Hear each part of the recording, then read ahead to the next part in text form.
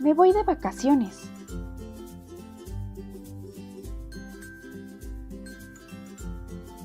¿En qué me debo fijar para elegir la pensión adecuada para mi perro?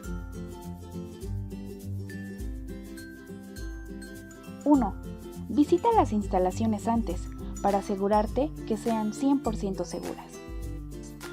2. Pregunta en dónde va a pasar la mayor parte del tiempo y quién estará a cargo de su cuidado. 3. Confirma que te pidan su carnet de vacunación y desparasitación. Esto asegura que sus demás compañeritos tengan al día su medicina preventiva. 4. Lleva su alimento habitual y especifica si tu perrito requiere de algún alimento en especial o de alguna medicación. 5. Como opcional, puedes pedir que te envíen fotos para verificar que se encuentra bien y no lo extrañes tanto. Ahora sí, a disfrutar tus vacaciones.